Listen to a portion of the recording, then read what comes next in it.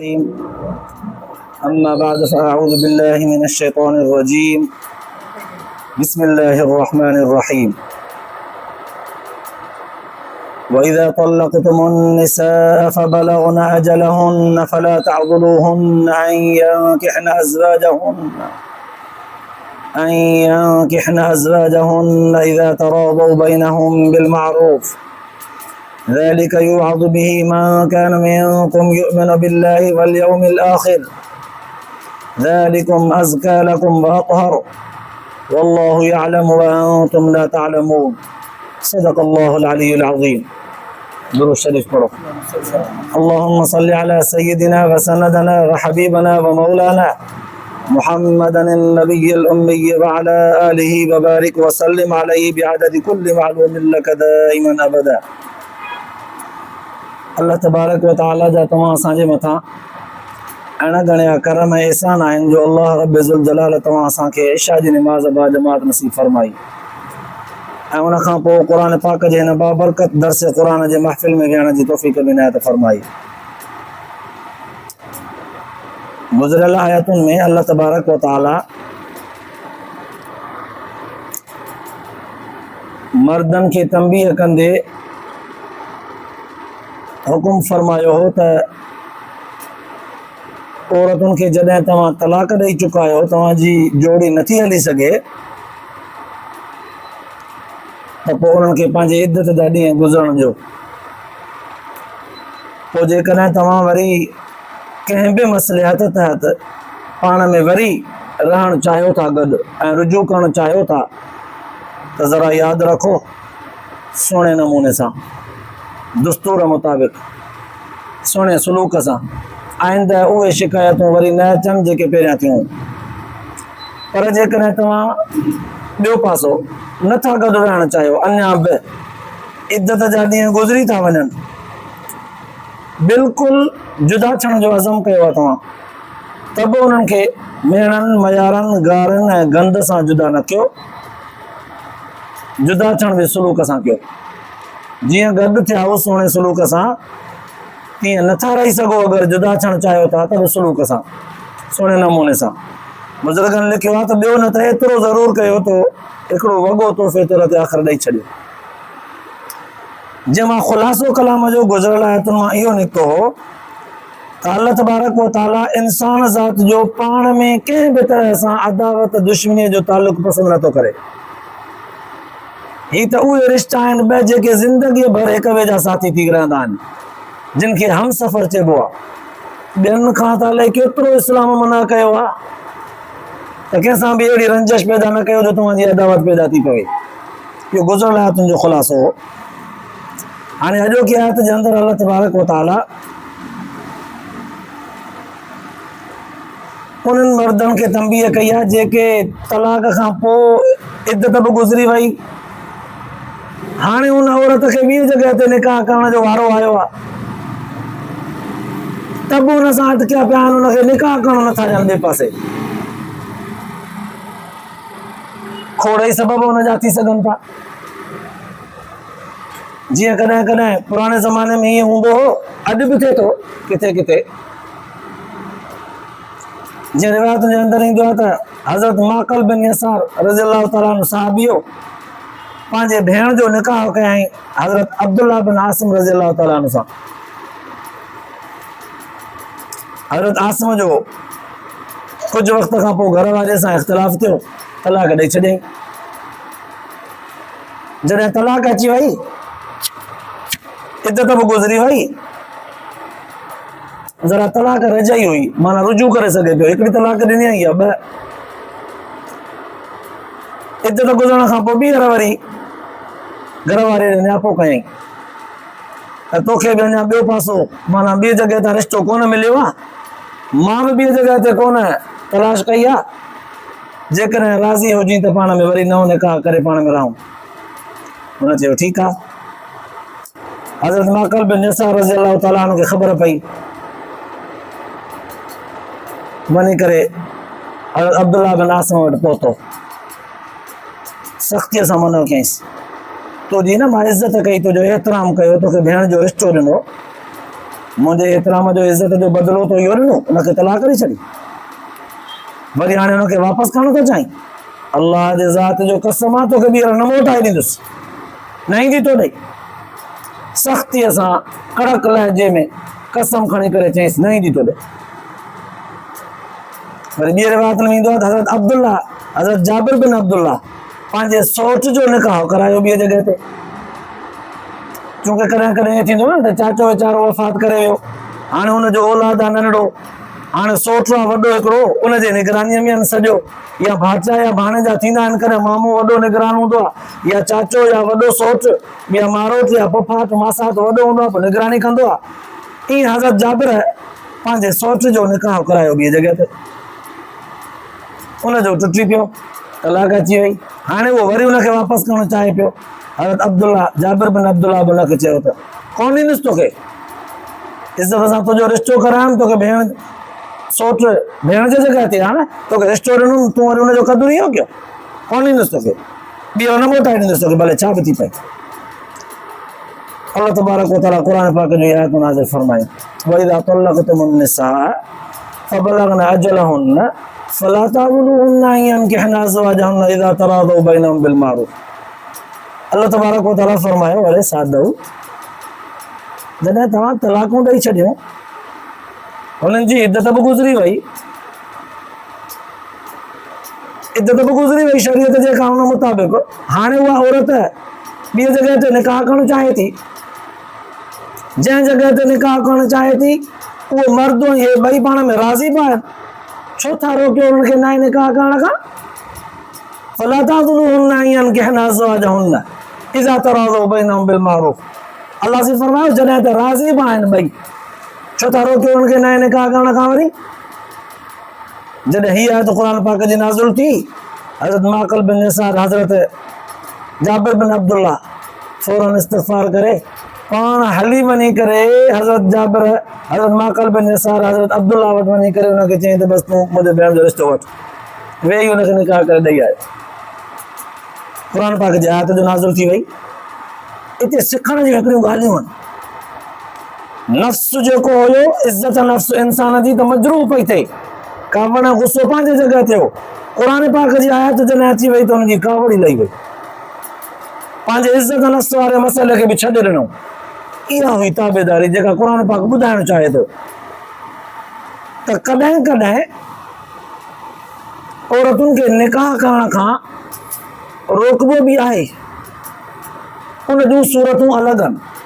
त किथे वरी जॾहिं मर्द औरत जंहिं जॻह ते निकाह कनि था, मर्द जंहिं औरत सां, औरत जंहिं मर्द सां, उहे पाण में राज़ी आहिनि ऐं रिश्तो बि मुनासिब आहे, इज़त वारो बि आहे, कंहिं बि क़िस्म जी हुन में का ख़राबी कान्हे, त क़ुरान पाक जी आहे त हर जॻह ते हुन माण्हू खे नसीहत कंदी त छो था रोकियो हुननि खे निकाह करण खां? छॾियो त निकाह कनि। निकाह ज़िंदगीअ जो अहम हक़ आहे, हिसो आहे, औरत जो बि मर्द जो बि, ऐं हर हिक जी ज़रूरत आहे। इन ज़रूरत खां सवाइ कोई बि अकेलो ज़िंदा सलामत बची नथो सघे, रही नथो सघे। अकेलो रहंदो गुनाह कंदो। जीअं इंसान खे जिस्म जे अंदरि पाणीअ जी, खाधे जी बुख लॻंदी आहे, जवानीअ खां पोइ इंसान खे ईअं हिन जी ज़रूरत पवंदी आहे, घर वारीअ खे मर्द जी, मर्द खे घर वारी जी ज़रूरत पवंदी आहे।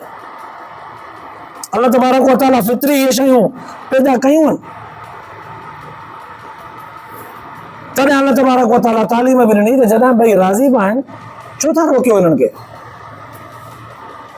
पोइ ॿी जॻह ते निकाह करण खां कहिड़ियुनि कहिड़ियुनि ॻाल्हियुनि जे करे रोकबो आहे? मसलन औरत जेकॾहिं पीउ माउ जे इजाज़त खां सवाइ कंहिं अहिड़ी जॻह ते निकाह करणु चाहे थी जंहिं जॻह ते हिन खे कंहिं बि तरह सां ख़ुशि न रखियो वेंदो, इज़त हिन खे न ॾिनी वेंदी, हिन जे कम अकुलीअ जे करे हिन खे उहो रिश्तो पसंदि आहे, पर हिन जा पीउ माउ ॾिसनि था त इहा बेइज़त थींदी।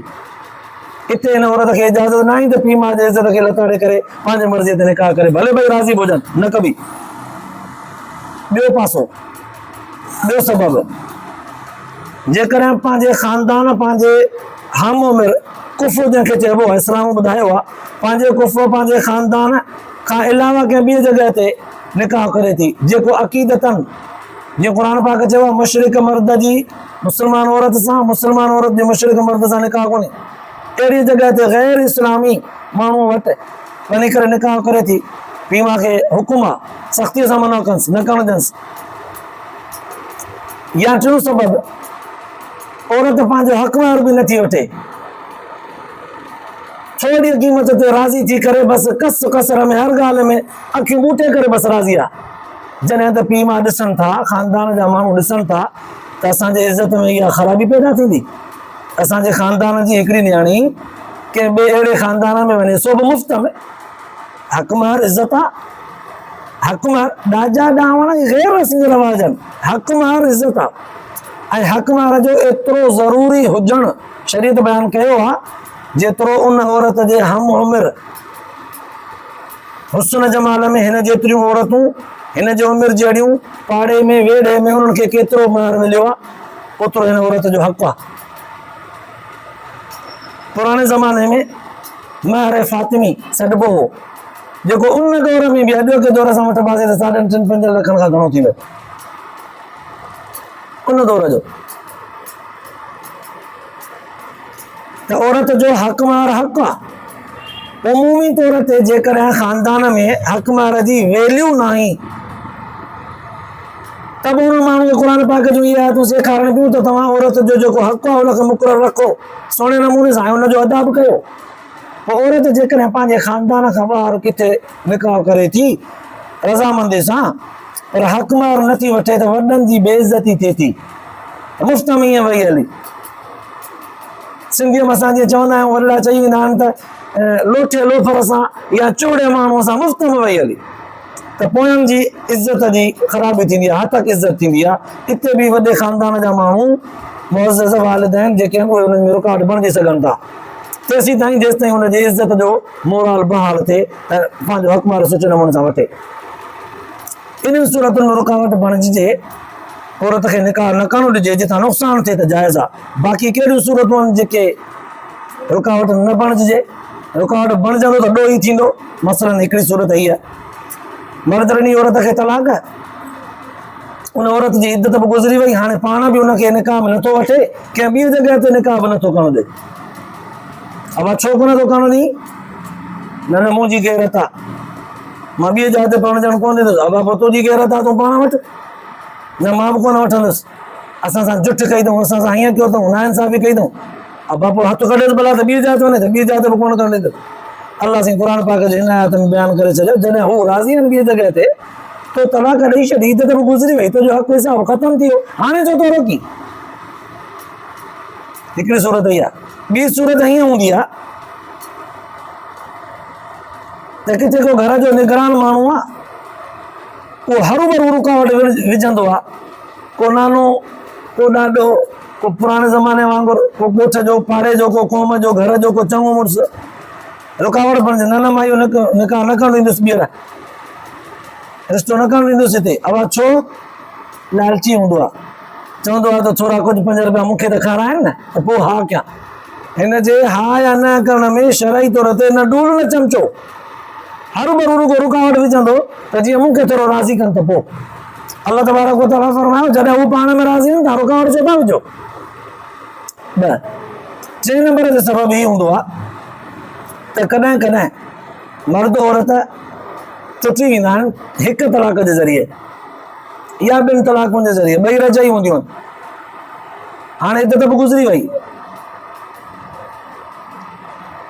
इत्तिफ़ाक़ी तौर ते साॻे मर्द खे अहसास थियो त यार ॾुखियो सुखियो रिश्तो इहो वरी बि चङो, ॿिए जॻह ते जेका औरत न निकाह में वठंदुसि उहा वरी ज़मज़म सां धोतल हूंदी जाए। ॾिसूं था त जिथे किथे इहे कमियूं कोताहियूं आहिनि।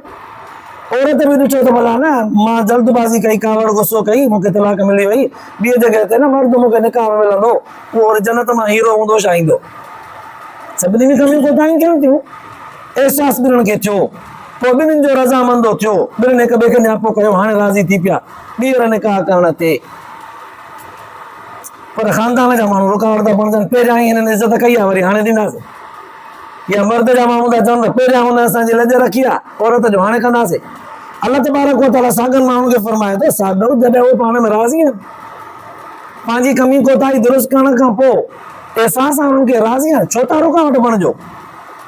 वाज़े लफ़्ज़ क़ुरान पाक फरमाया इज़ा तराज़ौ बैनहुम बिल मारूफ़, जॾहिं हू पाण में राज़ी आहिनि सुहिणे नमूने सां हिक ॿिए सां जुड़णु चाहिनि था, तव्हां रुकावट छो था बणिजो, न बणिजो।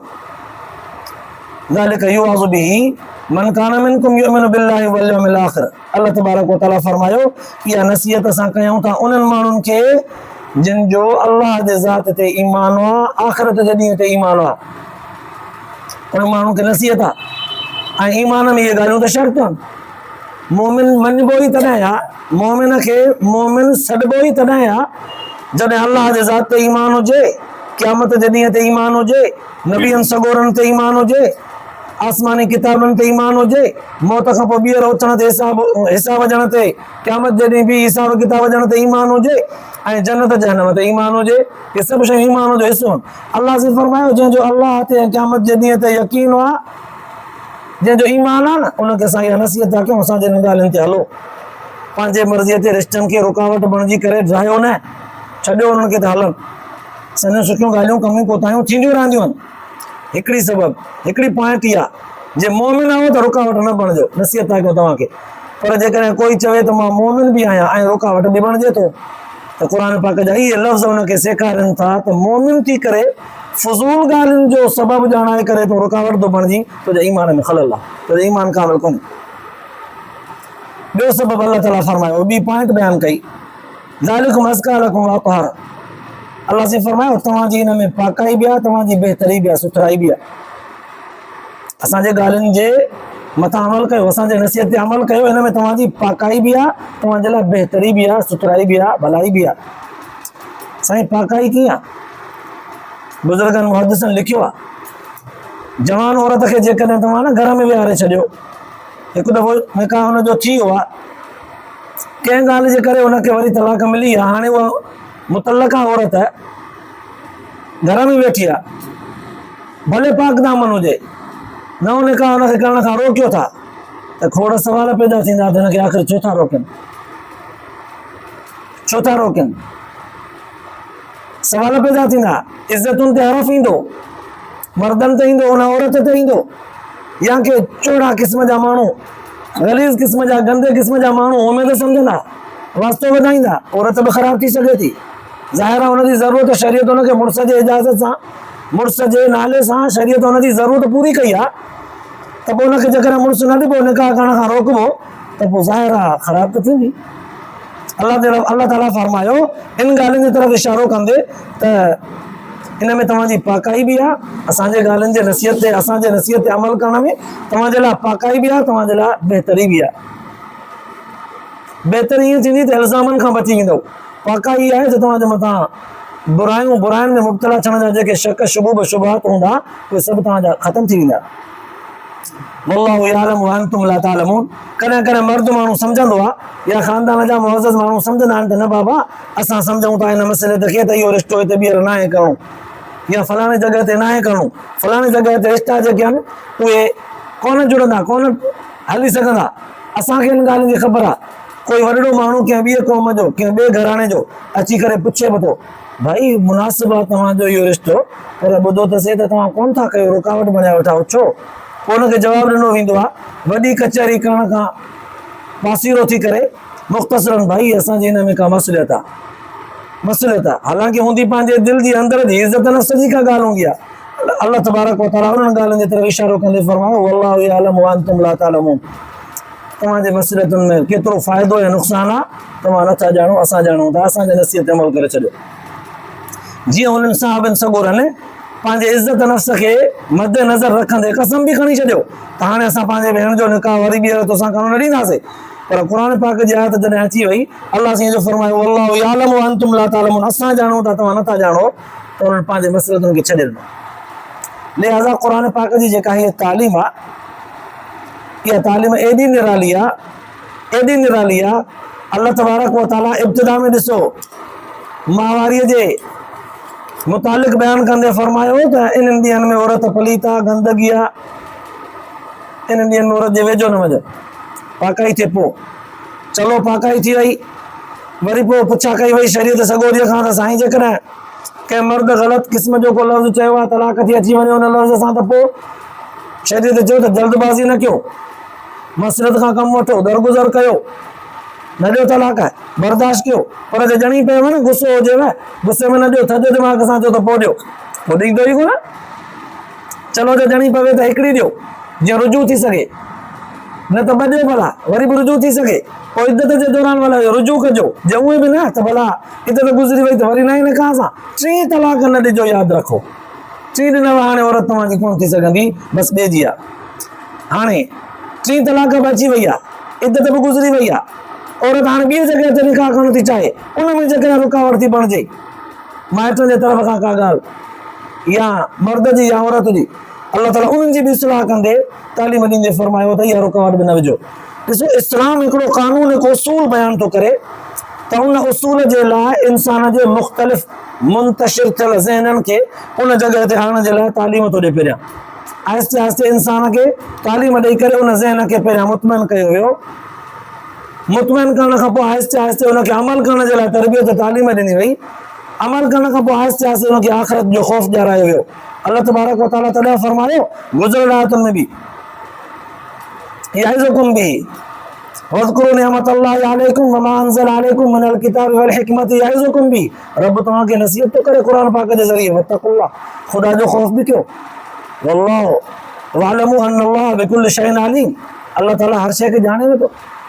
ॾिसो, एहसास बि ॼाणायो वियो, आख़िरत जो ख़ौफ़ बि ॼाणायो वियो त असांजे ॻाल्हियुनि ते अमल करण में ख़ुदा जो ख़ौफ़ रखिजो, जे न त आख़िरत में हिसाब थींदो। दुनिया जे उन कानून वांगुरु न, त दुनिया में जेको कानून असेंबलियुनि में जुड़ंदो आहे, हुकूमतूं जेके कानून ठाहींदियूं आहिनि, पोइ उन कानून में जेकॾहिं का रिट बहाल करणी हूंदी आहे, कानून ते अमल कराइणो हूंदो आहे, त ऐलान थींदो आहे बाबा हीअ कानून आहे, जेको हिन कानून ते अमल न कंदो हुनखे सज़ा मिलंदी। ऐं दुनिया में ईअं थींदो आहे, जेको कानून जी मुखालिफ़त कंदो आहे हुनखे सज़ा मिलंदी आहे। अल्लाह तबारक व तआला ईअं कोन कयो त जेको असांजे कानून ते अमल न कंदो हुनखे सज़ा ॾींदासीं, जे ॾियारे वियो, हुनखे ख़ौफ़ ॾियारे वियो, हुनखे एहसास ॾियारे वियो। हाणे जेको बंदो गुनाह कंदो न, हुनखे एहसास हूंदो यार आख़िरत मूंखां हिसाब थियो, इहो माफ़ी वठंदो त ॼण आख़िरत जो हिसाब ई ख़तमु, रब राज़ी थियुसि, माफ़ी ॾिनईसि त हिसाब ई ख़तमु। पर जेकॾहिं दुनिया जे अंदरि अल्लाह तबारक व तआला उन बंदे खे इन जप, इन तरबियत ऐं तालीम सां जेका ज़हन साज़ी कई आहे, इन बंदे खे ज़िंदगी भर इहो डर, ख़ौफ़ रहंदो, इहो एहसास रहंदो, इहो डपु रहंदो त अहिड़े शरीयत जे ख़िलाफ़ थो वञा, मां क़ुरान पाक हदीस जे ख़िलाफ़ थो वञा, सॼ जा मोमिन मुस्लमान तो, हे कम असांजा ख़राब आहिनि, इहे त पछाड़ी ॾाढी ख़राबु थींदी, कुझु हिते न त आख़िरत में ॾाढी रुसवाई थींदी, ख़राबी थींदी। हाणे इहो आख़िरत जो ख़ौफ़ जंहिं बंदे खे रहियो, इहो दुनिया में बरायूं न कंदो, जे थियूं अथसि त माफ़ी वठंदो। ॾिसो, अल्लाह तबारक व तआला इंसान खे एहसास ॾियारियो आहे त तुंहिंजे ग़लतियुनि जो हिसाब थींदो, इते ई जे पंहिंजो एहतिसाब करे वञे त बि ठीकु, जेकॾहिं न त असां वठंदासीं। इहो एहसास जेको क़ुरान पाक ॾियारियो आहे, इहो एहसास दुनिया जे कंहिं बि कानून में कोन्हे, दुनिया जे कंहिं बि तालीम में कोन्हे। न ई वरी दुनिया में जेको कानून ठहंदो आहे, उन कानून ते अमल करण जे लाइ वॾा इदारा क़ाइमु कबा आहिनि, पुलिस जा, CIA जा, CTD जा, या वरी एजेंसियुनि जा, या खुफ़िया एजेंसियूं, रेंजर आर्मी जा, निगरानी बि कबी आहे, कानून बहाल कराइण जे लाइ लठ बाटो बि खणबो आहे।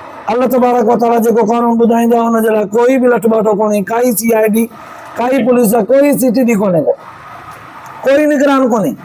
ॿुधाए छॾियो अथई त मुंहिंजा मुनकिर नकीर अथव, तव्हांजे पहुच ॾिसण खां परे आहिनि, पर अथव ज़रूरु। हाणे इंसान खे इहो ख़ौफ़, इहो एहसास आहे, जेको जंहिं ख़ुदा जो ख़ौफ़ दिलि में रखियो, शरीयत ऐं क़ुरान पाक जे कानून खे अखियुनि ते रखियो, उहो माण्हू ज़रूरु क़ुरान पाक जे हिन तालीम खे अखियुनि ते रखी करे दिलि व जान सां हाणे करे हुन में अमल कंदो। त क़ुरान पाक जे तालीम जो इहो बहितरीनु अंदाज़ आहे, अल्लाह पाक इंसान खे नसीब कयो आहे क़ुरान पाक जे तालीम जे ज़रिए, हुज़ूर सल्लल्लाहु अलैहि वसल्लम जी तालीम जे ज़रिए। अल्लाह पाक शल तव्हां असांखे इन इहा बहितरीनु, साफ़ सुथरी, सुहिणी ऐं पाक तालीम मां पिराइण जी तौफ़ीक़ अता फ़रमाए, ॿुधण ऐं ॿुधाइण खां पोइ आख़िरत जे लाइ निजात जो ज़रिए बनाए, अमल जी तौफ़ीक़ नसीब फ़रमाए। आख़िर दावाना अनिल हम्दुलिल्लाह।